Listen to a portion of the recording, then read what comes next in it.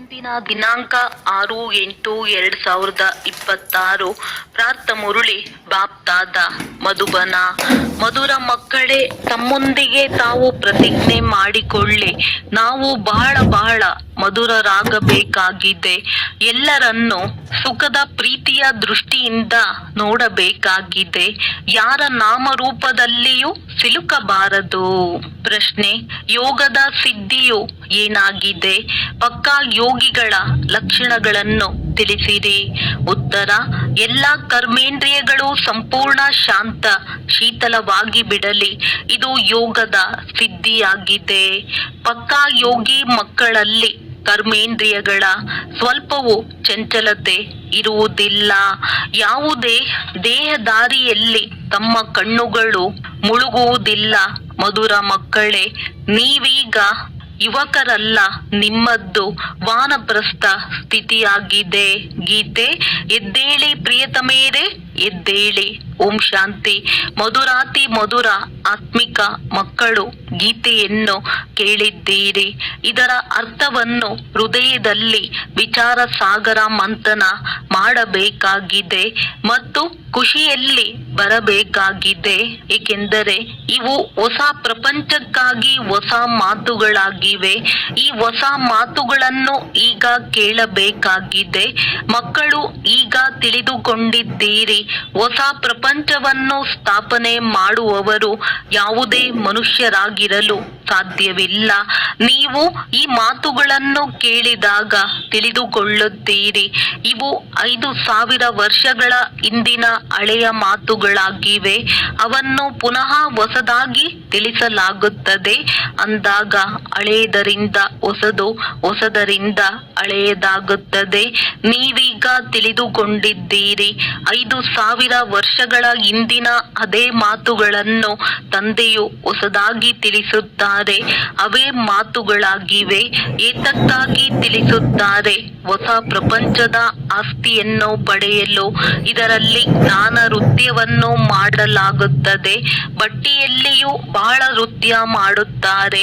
4 ಕಡೆ ಸುತ್ತುತ್ತಾ ನರ್ತನ ಮಾಡುತ್ತಾರೆ. ಜ್ಞಾನದ ನರ್ತನವಂತೂ ಬಹಳ ಸಹಜವಾಗಿದೆ.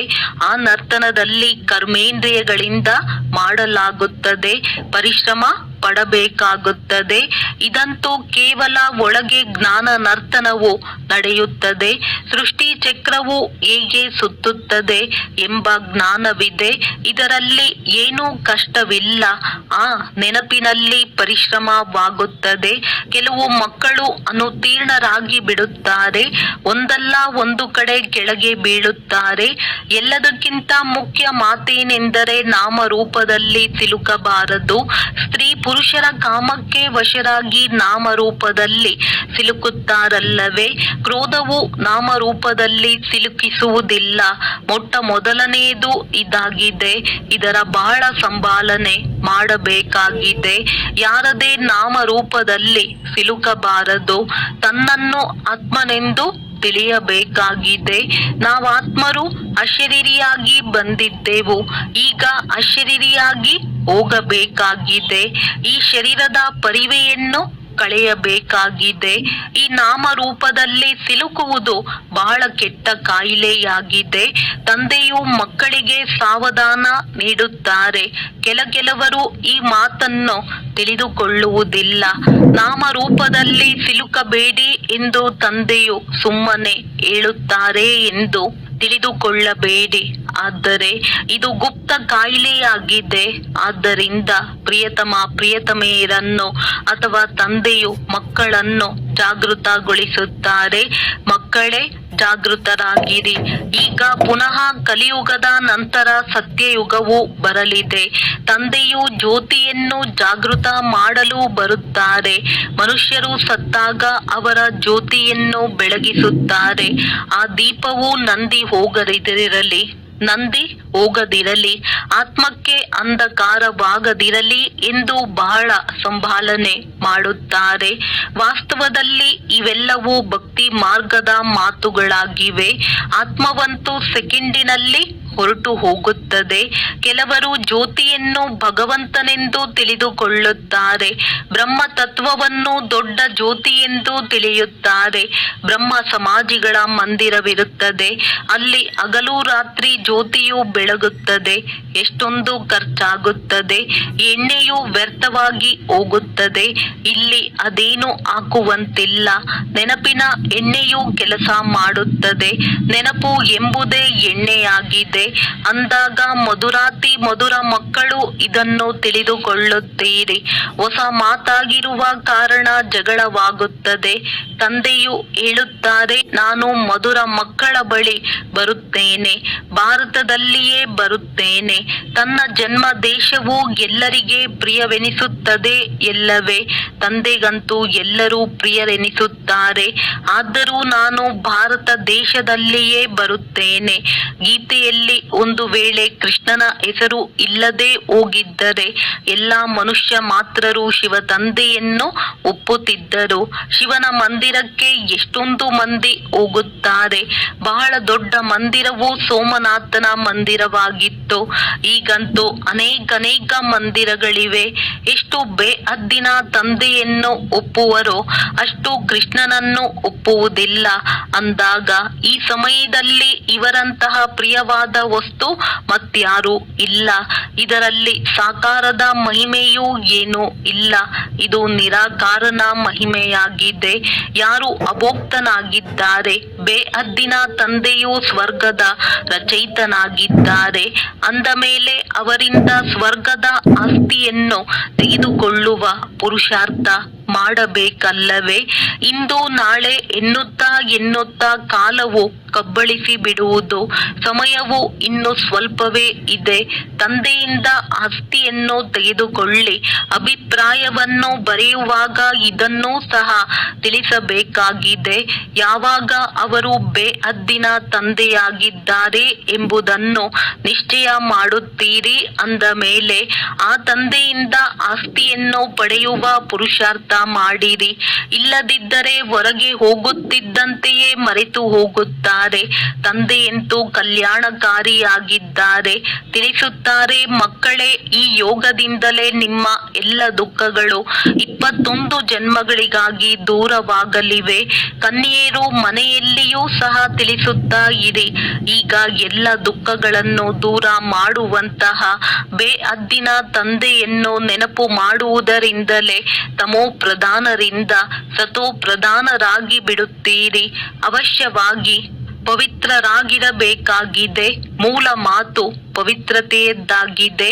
ಎಷ್ಟೆಷ್ಟು ನೆನಪಿನಲ್ಲಿರುತ್ತೀರೋ ಅಷ್ಟು ಇಂದ್ರಿಯಗಳು ಶಾಂತವಾಗಿ ಬಿಡುವುದು. ಎಲ್ಲಿಯವರೆಗೂ ಯೋಗದ ಸಿದ್ಧಿಯು ಪೂರ್ಣವಾಗುವುದಿಲ್ಲವೋ ಅಲ್ಲಿಯವರೆಗೆ ಇಂದ್ರಿಯಗಳು ಶಾಂತವಾಗುವುದಿಲ್ಲ. ಪ್ರತಿಯೊಬ್ಬರೂ ತಮ್ಮನ್ನು ಪರಿಶೀಲನೆ ಮಾಡಿಕೊಳ್ಳಿ. ಕಾಮ ವಿಕಾರವು ನನಗೆ ಮೋಸ ಮಾಡುತ್ತಿಲ್ಲವೇ? ಒಂದು ವೇಳೆ ನಾನು ಪಕ್ಕಾ ಯೋಗಿಯಾಗಿದ್ದೇನೆ ಎಂಬುದಾದರೆ ಯಾವುದೇ ಚಂಚಲತೆ ಇರಬಾರದು.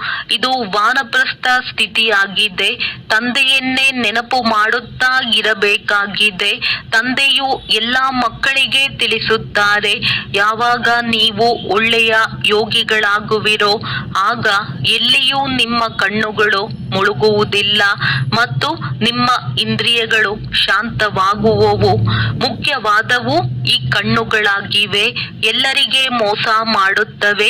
ಯೋಗದಲ್ಲಿ ಬಹಳ ಒಳ್ಳೆಯ ಸ್ಥಿತಿಯು ಆಗುತ್ತದೆ ಎಂದರೆ ಆಗ ನಾವು ಹೇಗೆ ಯೌವನದಲ್ಲಿಯೂ ವಾನಪ್ರಸ್ಥ ಸ್ಥಿತಿಗೆ ಬಂದು ಬಿಟ್ಟಿದ್ದೇವೆ ಎಂಬ ಅನುಭವವಾಗುವುದು. ತಂದೆಯು ತಿಳಿಸುತ್ತಾರೆ, ಕಾಮ ಮಹಾ ಶತ್ರುವಾಗಿದೆ. ಆದ್ದರಿಂದ ತಮ್ಮ ಪರಿಶೀಲನೆ ಮಾಡಿಕೊಳ್ಳುತ್ತಾ ಇರಿ.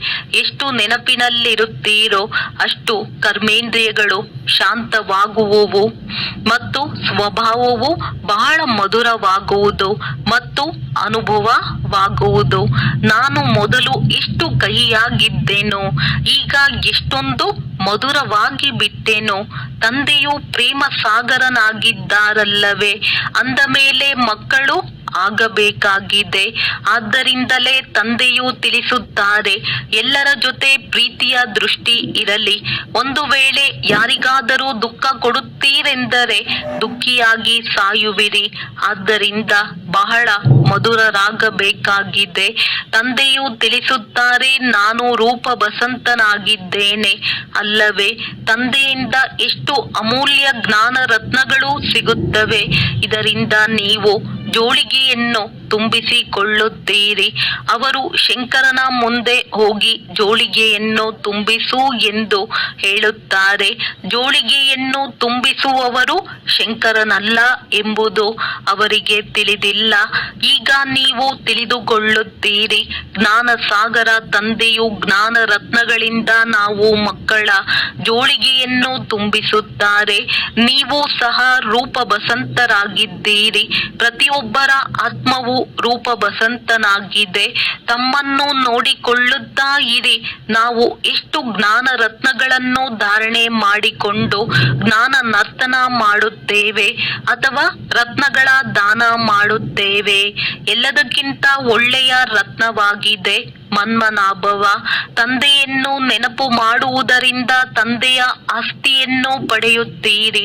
ಹೇಗೆ ತಂದೆಯಲ್ಲಿ ಜ್ಞಾನವು ತುಂಬಲ್ಪಟ್ಟಿದೆಯೋ ಹಾಗೆಯೇ ಮಕ್ಕಳನ್ನು ಸಹ ತಂದೆಯು ತಮ್ಮ ಸಮಾನರನ್ನಾಗಿ ಮಾಡುತ್ತಾರೆ. ಗುರುಗಳು ಸಹ ತಮ್ಮ ಸಮಾನರನ್ನಾಗಿ ಮಾಡುತ್ತಾರೆ.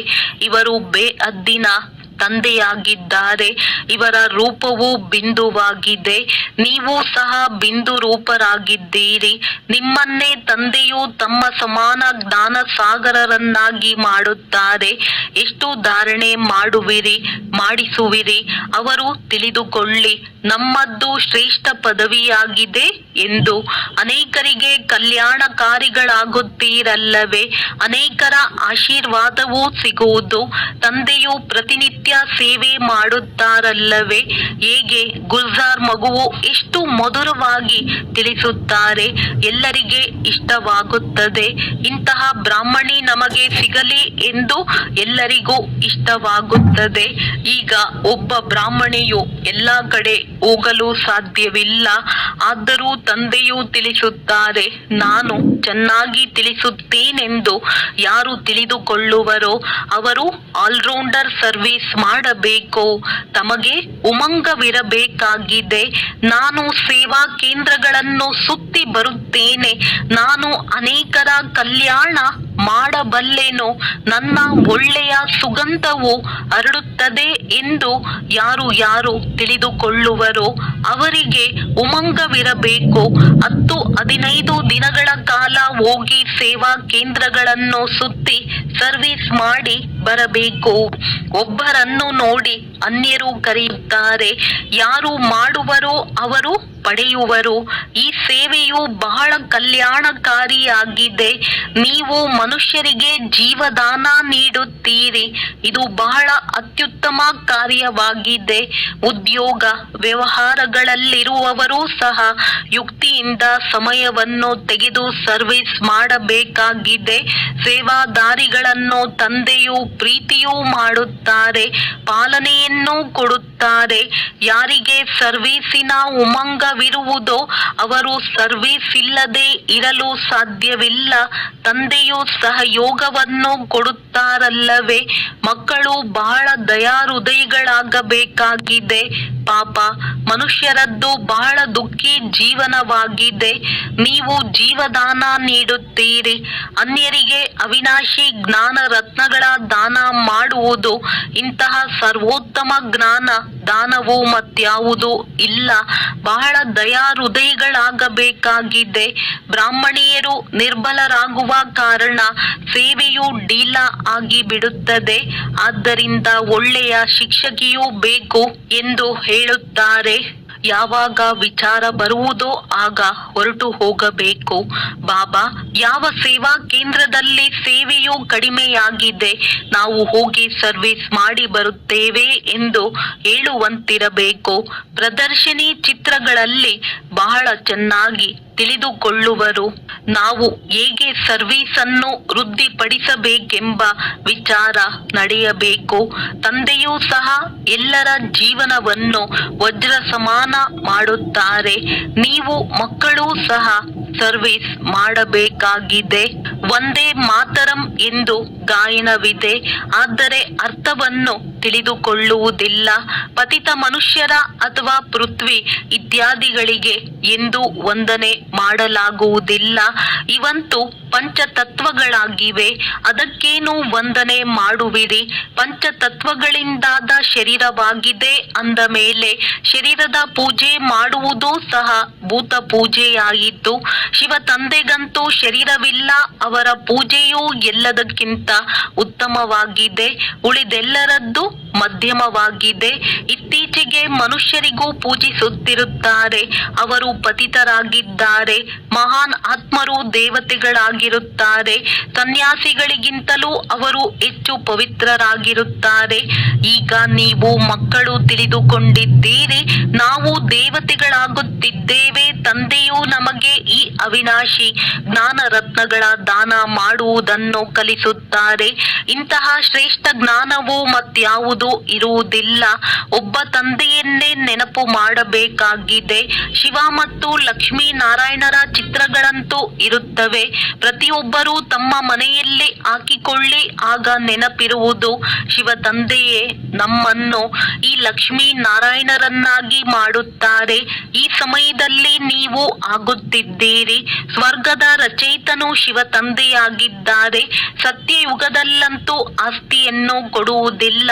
ಈ ಅಂತಿಮ ಜನ್ಮದಲ್ಲಿ ಶಿವ ತಂದೆಯೂ ತಿಳಿಸುತ್ತಾರೆ, ನನ್ನನ್ನು ನೆನಪು ಮಾಡಿದರೆ ನೀವು ಈ ರೀತಿಯಾಗುವಿರಿ. ಮತ್ತೆಲ್ಲ ಮಾತುಗಳನ್ನು ಬಿಟ್ಟು ಕೇವಲ ಸರ್ವಿಸ್ ತಂದೆಯನ್ನು ನೆನಪು ಮಾಡುತ್ತೀರೆಂದರೂ ಸಹ ಬಹಳ ದೊಡ್ಡ ಸರ್ವಿಸ್ ಮಾಡುತ್ತೀರೆಂದರ್ಥ. ತತ್ವ ಇತ್ಯಾದಿಗಳೆಲ್ಲವೂ ಕಾರಣವಾಗಿ ಬಿಡುತ್ತವೆ. ಯೋಗದ ಮಹಿಮೆಯು ಬಹಳ ದೊಡ್ಡದಾಗಿದೆ. ಪ್ರಪಂಚದಲ್ಲಿ ಯೋಗಾಶ್ರಮಗಳು ಅನೇಕ ಇವೆ, ಆದರೆ ಅವೆಲ್ಲವೂ ದೈಹಿಕ ಹಠಯೋಗಗಳಾಗಿವೆ. ನಿಮ್ಮದ್ದು ಇದು ರಾಜಯೋಗವಾಗಿದೆ. ಇದರಿಂದ ನಿಮ್ಮ ದೋಣಿಯು ಪಾರಾಗುತ್ತದೆ.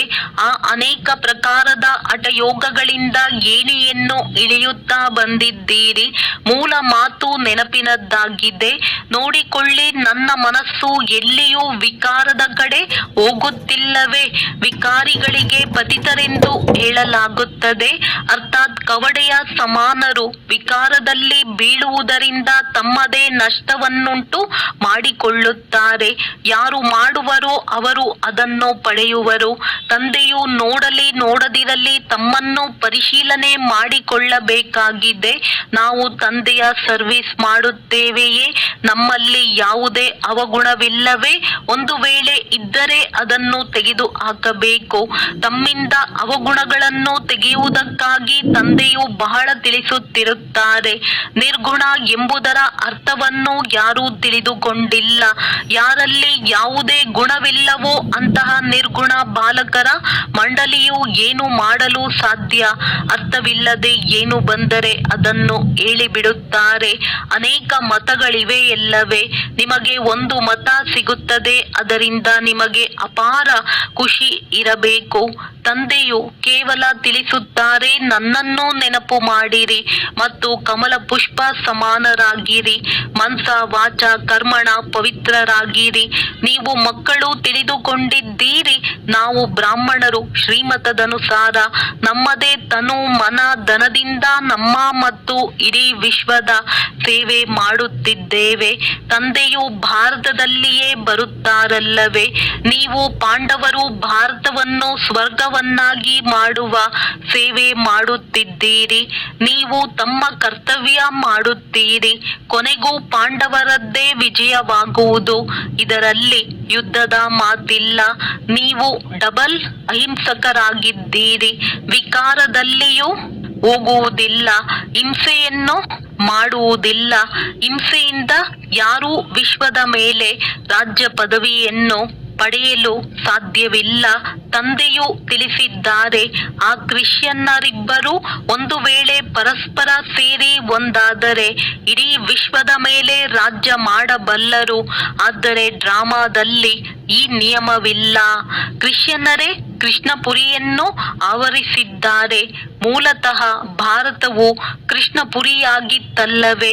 ಯುದ್ಧ ಮಾಡಿ ರಾಜ್ಯವನ್ನು ತೆಗೆದುಕೊಂಡರು, ಬಹಳ ಹಣವನ್ನು ತೆಗೆದುಕೊಂಡು ಹೋದರು. ಈಗ ಪುನಃ ಹಣವು ಹಿಂತಿರುಗಿ ಬರುತ್ತಿದೆ ಮತ್ತು ನೀವು ವಿಶ್ವದ ಮಾಲೀಕರಾಗಿ ಬಿಡುತ್ತೀರಿ. ತಂದೆಯು ಎಷ್ಟೊಂದು ಯುಕ್ತಿಗಳನ್ನು ತಿಳಿಸುತ್ತಾರೆ. ಅವರೇ ನಿಮ್ಮ ರಾಜ್ಯವನ್ನು ಕಸಿದುಕೊಂಡಿದ್ದಾರೆ. ಮತ್ತೆ ಅವರು ಪರಸ್ಪರ ಹೊಡೆದಾಡುತ್ತಾರೆ ಮತ್ತು ನೀವು ವಿಶ್ವದ ಮಾಲೀಕರಾಗಿ ಬಿಡುತ್ತೀರಿ. ಎಷ್ಟು ದೊಡ್ಡ ರಾಜ್ಯ ಪದವಿಯಾಗಿದೆ! ಕೇವಲ ಇದರಲ್ಲಿಯೇ ಪರಿಶ್ರಮವಿದೆ. ನೆನಪು ಮಾಡುತ್ತಾ ಇರಿ ಮತ್ತು ತಮ್ಮ ಆಸ್ತಿಯನ್ನು ತೆಗೆದುಕೊಳ್ಳಿ. ಇದರಲ್ಲಿ ಸೋತು ಹೋಗಬಾರದು. ಒಳ್ಳೆಯದು.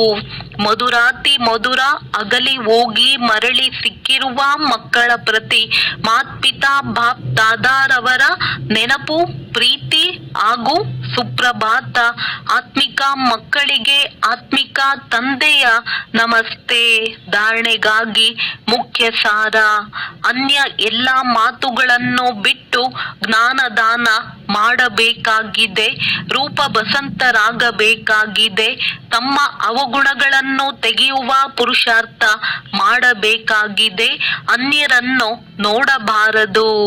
ತಮ್ಮ ಸ್ವಭಾವವನ್ನು ಬಹಳ ಮಧುರ ಮಾಡಿಕೊಳ್ಳಬೇಕಾಗಿದೆ. ಎಲ್ಲರ ಮೇಲೆ ಪ್ರೀತಿಯ ದೃಷ್ಟಿ ಇರಲಿ. ಯಾರಿಗೂ ದುಃಖ ಕೊಡಬಾರದು. ಕರ್ಮೇಂದ್ರಿಯ ಜೀತರಾಗಬೇಕಾಗಿದೆ. ವರದಾನ: ಸಂಪೂರ್ಣ ಸಮರ್ಪಣೆಯ ವಿಧಿಯ ಮೂಲಕ ಸರ್ವಗುಣ ಸಂಪನ್ನರಾಗುವ ಪುರುಷಾರ್ಥದಲ್ಲಿ ಸದಾ ವಿಜಯೀ ಭವ. ಯಾರ ಸಂಕಲ್ಪದಲ್ಲಿಯೂ ದೇಹ ಅಭಿಮಾನವು ಇರುವುದಿಲ್ಲವೋ ಅವರನ್ನೇ ಸಂಪೂರ್ಣ ಸಮರ್ಪಣರೆಂದು ಹೇಳಲಾಗುತ್ತದೆ. ತಮ್ಮ ದೇಹದ ಪರಿವೆಯನ್ನು ಅರ್ಪಣೆ ಮಾಡಿಬಿಡಿ. ನಾನು ಇಂಥವನು ಎಂಬ ಸಂಕಲ್ಪವನ್ನು ಅರ್ಪಣೆ ಮಾಡುತ್ತಾ ಸಂಪೂರ್ಣ ಸಮರ್ಪಣೆಯಾಗುವವರು ಸರ್ವ ಗುಣಗಳಲ್ಲಿ ಸಂಪನ್ನರಾಗುತ್ತಾರೆ. ಅವರಲ್ಲಿ ಯಾವುದೇ ಗುಣಗಳ ಕೊರತೆಯೂ ಇರುವುದಿಲ್ಲ. ಯಾರು ಸರ್ವ ಸಮರ್ಪಣೆ ಮಾಡುತ್ತಾ ಸರ್ವ ಗುಣಗಳಲ್ಲಿ ಸಂಪನ್ನ ಅಥವಾ ಸಂಪೂರ್ಣರಾಗುವ ಲಕ್ಷ್ಯವನ್ನಿಡುತ್ತಾರೆ, ಇಂತಹ ಪುರುಷಾರ್ಥಿಗಳಿಗೆ ಬಾಪ್ ದಾದಾರವರು ಸದಾ ವಿಜಯೀ ಭವದ ವರದಾನವನ್ನು ಕೊಡುತ್ತಾರೆ. ಸ್ಲೋಗನ್: ಮನಸ್ಸನ್ನು ವಶದಲ್ಲಿ ಇಟ್ಟುಕೊಳ್ಳುವವರೇ ಮನ್ಮನಾಭವ ಸ್ಥಿತಿಯಲ್ಲಿರಲು ಸಾಧ್ಯವಾಗುವುದು.